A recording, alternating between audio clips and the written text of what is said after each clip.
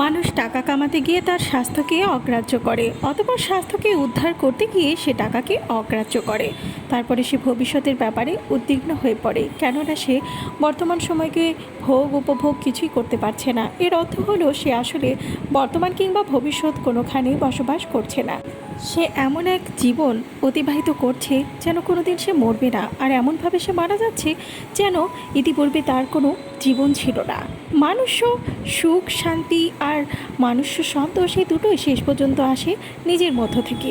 এরকম আশা করা নিতান্ত ভ্রান্ত চিন্তা যে চূড়ান্ত সন্তোষ আসবে টাকা থেকে অথবা কম্পিউটার থেকে। মানুষ তৈরি হয়েছে ভালোবাসার জন্য, বস্তু তৈরি হয়েছে ব্যবহারের জন্য। পৃথিবীটা এত বিশৃঙ্খল কেননা বস্তু হয়ে যাচ্ছে ভালোবাসার ব্যাপার, আর মানুষ হয়ে যাচ্ছে ব্যবহার্য বিষয়। প্রতিটা ধর্মীয় আচার অনুষ্ঠান মূলত একটাই বার্তা ধারণ করে, আর এটা হচ্ছে প্রেম, অনুকম্পা আর ক্ষমা। গুরুত্বপূর্ণ বিষয় হলো তাদের উচিত আমাদের প্রত্যেক জীবনের অনুষঙ্গ হয়ে ওঠা। আপনি যদি অন্যকে আনন্দিত রাখতে চান তাহলে সহানুভূতির চর্চা করুন। আপনি যদি নিজেকে আনন্দিত রাখতে চান তাহলেও সহানুভূতির চর্চা করুন।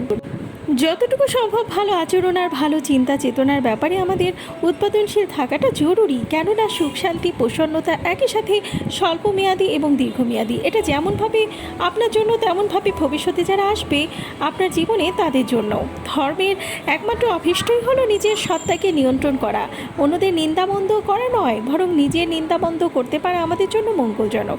আমার অন্তর্গত রাগ, ক্ষোভ, আসক্তি, ঘৃণা, অধ্যত্ব আর পরশ্রীকাতরতা বিষয়ে আমি কতটুকু কাজ করেছি, এগুলো এমন সব বিষয় যেগুলোকে দৈনিক একবার হলেও ভাবা উচিত।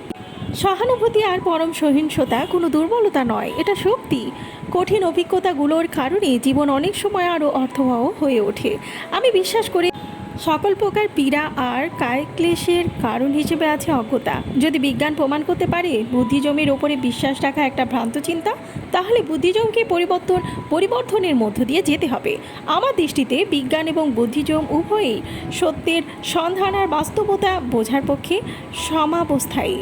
বাস্তবতার বিষয়ে বিজ্ঞান সেই আনুমানিকতার শিক্ষা দেয়, সেখানে সম্ভবত আরও অগ্রসর বোঝাবুঝির বিষয় রয়েছে। অন্যের থেকে সেরা হওয়াটা কারো লক্ষ্য বা উদ্দেশ্য হতে পারে না, লক্ষ্য হতে পারে নিজেরই অতীতকাল থেকে আরও ভালো হয়ে ওঠা। সুখ শান্তি কোনো রেডিমেড বিষয় নয়, এটা আপনারই কর্মকাণ্ড থেকে আসে।